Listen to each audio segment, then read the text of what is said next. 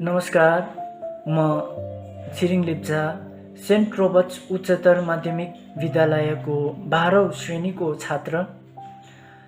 आजको यस विश्व पर्यावरण दिवसको शुभ उपलक्ष्यमा म हजुरहरू समक्ष मेरो स्वरचित कविता लिएर आएको छु र आशा गरेको छु कि हजुरहरूले मेरो कविता अवश्य नै स्वीकारिदिनुहुनेछ। र मेरो कविताको शीर्षक छ परिणाम अन्तयको। र कविता यस्तो छ। प्रकृतिमा सन्तुलन रहे मात्र संसार लयमा चल्छ। प्रकृतिमा सन्तुलन रहे मात्र संसार लयमा चल्छ। सन्तुलनलाई बिगार्ने धृष्टता गरेमा प्रभाव सबैमाथि पर्छ।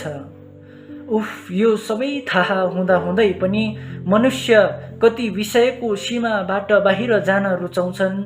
यो सबै थाहा हुँदाहुँदै पनि मनुष्य कति विषयको सीमाबाट बाहिर जान रुचाउँछन् र परिणाममा निर्दोष मनुष्य र वन्यजन्तुले विनाशकारी बिमारी र एटमिक बम जस्ता अनेक थोकको आविष्कारबाट चुकाउनु पर्छ।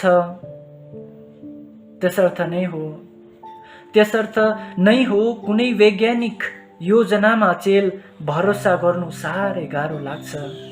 त्यसर्थ नै हो कुनै वैज्ञानिक योजनामा अचेल भरोसा गर्नु साह्रै गाह्रो लाग्छ, किनकि क्षणभरमै समस्तलाई विनाश गर्ने योजना बनाइदिन्छ।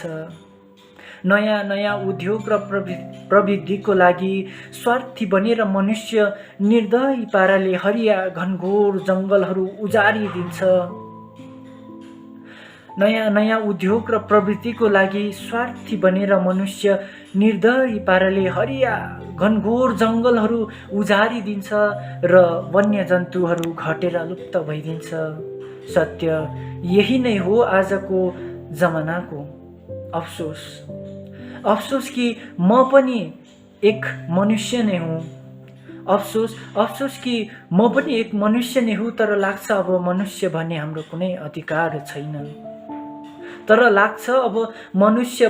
कुनै अधिकार छैन।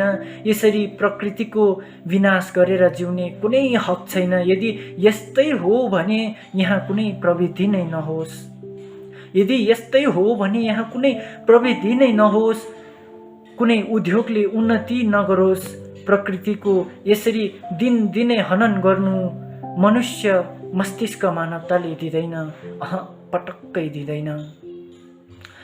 प्रकृतिको यसरी दिनदिनै हनन गर्नु मनुष्य मस्तिष्क मानवताले दिँदैन।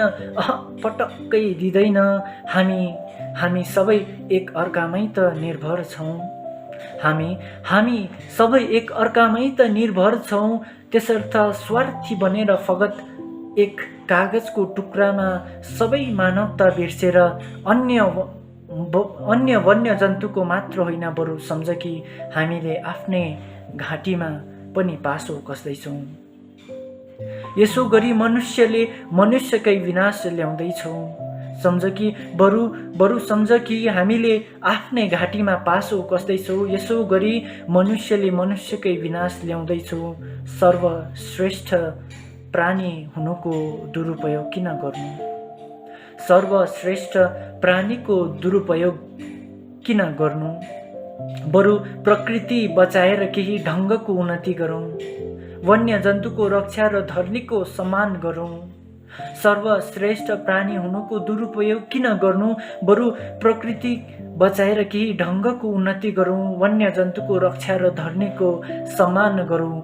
यथार्थ त यही हो कि मनुष्यले डरलाग्दो विनाश ल्याउन पनि सक्छ र यसैबाट प्रकृतिको हरेक उत्पत्तिलाई बचाउन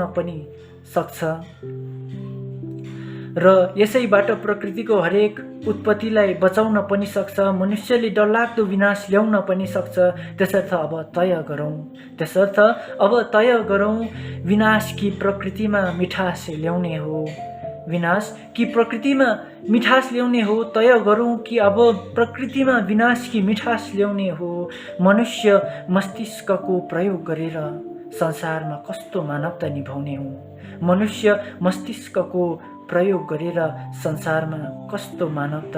निभाउने हो। धन्यवाद। र आशा गरेँ कि हजुरहरूले मेरो कविता अवश्य नै मन पराइदियो होला। धन्यवाद सम्पूर्णमा।